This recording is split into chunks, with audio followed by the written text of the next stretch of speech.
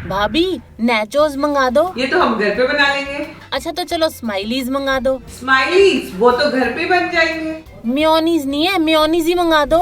वो भी घर पे बन जाएगी। अक्सर हम माए बाजार में पैक्ड फूड देख के ये सोचते हैं क्या हम इसे घर पे बना पाएंगे, और बच्चों को तो हम कह ही देते हैं कि घर का खाओ घर का खाओ।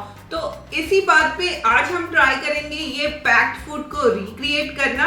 और अगर आपको वीडियो पसंद आए तो वीडियो को लाइक कीजिएगा और कुक विद निशा चैनल को सब्सक्राइब, और सब्सक्राइब करना बिल्कुल फ्री है, तो जाके सब्सक्राइब कीजिए ताकि आप मेरे जो आगे वीडियोस आते हैं उसकी नोटिफिकेशन आपको मिल जाए। तो इस जद्दोजहद में देखते हैं कि हम माओ की जीत होती है या पैक्ड फूड वालों की।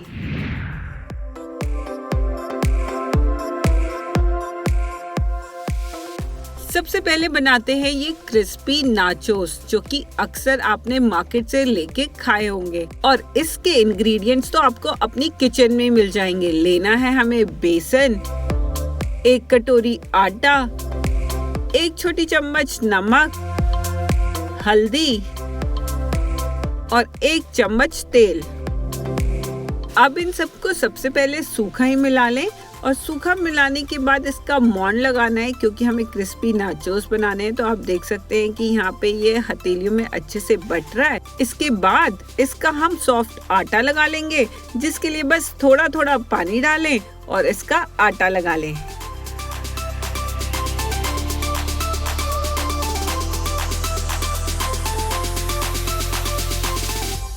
यहाँ देखेंगे कि आटा लग गया है, तो इसे ढक दें करीबन 10 से 15 मिनट के लिए। 10 से 15 मिनट बाद हथेलियों में थोड़ा सा तेल लगाकर इसको एक बारी फिर से गूंद लें, और अब आटे की बड़ी सी लोई लेकर इसे बेलेंगे।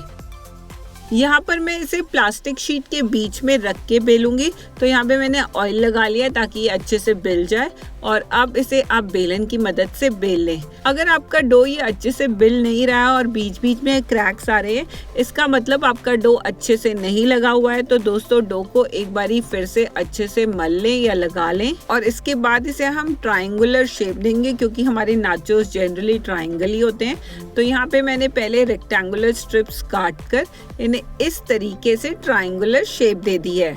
इसके बाद फोक की मदद से आप इसको बीच बीच में प्रिक कर लें, ताकि जब हम इसे तेल में तलें तो इसमें बबल्स ना बने।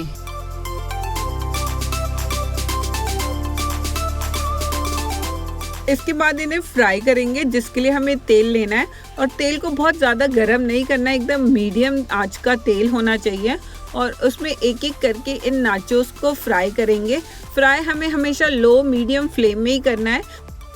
और यहाँ पे ये फ्राई हो गए तो इन्हें बाहर निकाल दें टिश्यू पेपर में, ताकि सारा ऑयल एब्जॉर्ब कर ले पेपर हमारा। गार्निश करेंगे शेडर चीज पाउडर से, जो कि ऑप्शनल है। इसकी टॉपिंग को आप अपने टेस्ट के अनुसार भी रख सकते हैं।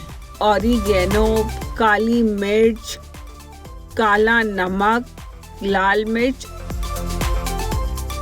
और अमचूर पाउडर के साथ, और बाद में फाइनली इसे टॉस कर लें। तो यहाँ पे हमारे नाचोस बनके तैयार हैं। अब मार्केट वाले नाचोस और घर वाले नाचोस का डिफरेंस आप देख ही सकते हैं। रंग और सूरत में डिफरेंस लग रहा है, लेकिन टेस्ट एकदम मस्त है। तो पहली रेसिपी तो हमारी कंप्लीट हो गई। अब नेक्स्ट रेसिपी में जाने से पहले आप कमेंट्स करके जरूर बताइएगा कि आपने ऐसे कौन कौन से पैक्ड फूड रिक्रिएट किए हैं। अब इन स्माइलीज को बनाने के लिए हमें चाहिए बॉइल्ड आलू। तो यहाँ पे मैंने 3 मीडियम बॉइल्ड आलू लिए हैं, और इन्हें मैं मैश कर लूंगी। तो मैश करने के लिए यहाँ पे मैंने मैशर, या आप चाहे तो फोक की मदद से भी इसको मैश कर सकते हैं। इसके बाद इसमें हम डालेंगे ब्रेड क्रम्स और कॉर्नफ्लावर, जो कि बाइंडिंग एजेंट का काम करेगा, और मसालों में डालेंगे लाल मिर्च पाउडर और नमक।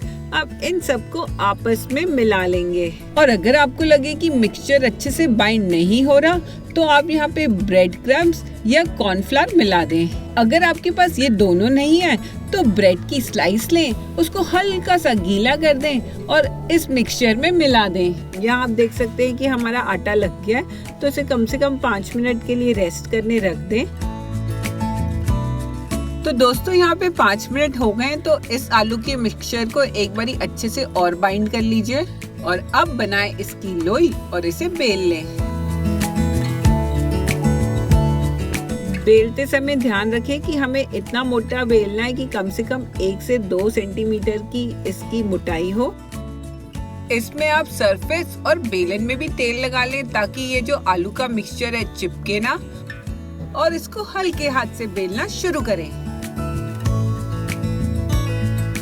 बेलने के बाद अब हम इसे देंगे स्माइली की शेप, जिसके लिए हम एक ढक्कन लेंगे जिसकी कम से कम डायमीटर होगा 7 से 8 सेंटीमीटर का, और उसके बाद इसे कट कर लेंगे। तो यहाँ आप देख सकते हैं हमने स्माइलीज को शेप तो दे दिया है। अब इसकी आंखें और लिप्स बनाने के लिए हम यूज करेंगे स्ट्रॉ का।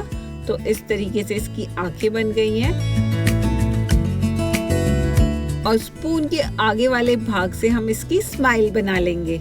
इसके बाद हमें इसे फ्रीजर में रखना है कम से कम 2 घंटे के लिए सेट होने के लिए। और 2 घंटे बाद आप देखेंगे कि दोस्तों हमारी मार्केट की स्माइली और हमारी स्माइली में क्या अंतर है। इसके बाद अब चलिए फ्राई करते हैं हम, जिसके लिए हमने तेल को अच्छे से गरम कर लेना है। और जो अब हमने घर में स्माइलीज बनाई है उन्हें हम फ्राई कर लेंगे।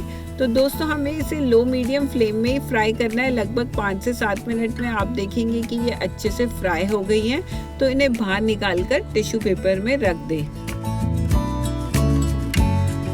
और इसी तरीके से मैं ये पैक्ड फूड वाली स्माइलीज भी फ्राई कर लूंगी। और ये आप खुद ही देख सकते हैं कि आपने कितनी आसानी से घर पे ये बाजार जैसी स्माइलीज बना ली, जो दिखने में बिल्कुल बाजार की तरह ही लग रही हैं। तो स्माइलीज बना के मेरे चेहरे पे भी स्माइल आ गई। तो बस इसी तरीके से आप भी वीडियो को लाइक एंड शेयर कर दीजिए, और चलते हैं नेक्स्ट रेसिपी पे।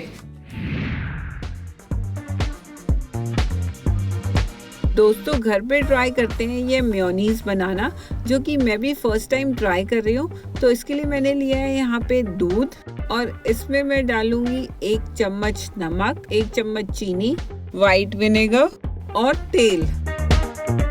और दोस्तों अब मैं इसको बीटर की मदद से अच्छे से फेंट लूंगी। तो यहाँ आप देखेंगे कि मैंने बीटर की स्पीड को तेज रखा, और इसमें मैं थोड़ा थोड़ा और तेल डालकर इसे फेंट रही हूँ।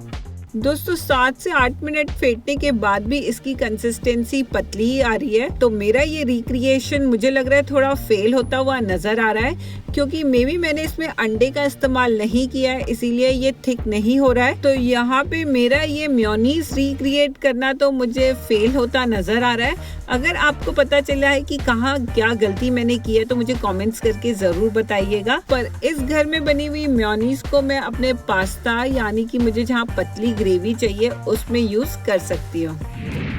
No one is perfect। तो यहाँ पे हम कुछ पैक्ड फूड को तो इजीली रिक्रिएट कर पाए, और कुछ पे हमारी गड़बड़ हो गई। तो ये था आज का वीडियो। आई होप आपको वीडियो पसंद आया होगा। तो मैं मिलती हूँ नेक्स्ट वीडियो में, तब तक के लिए take care and bye bye.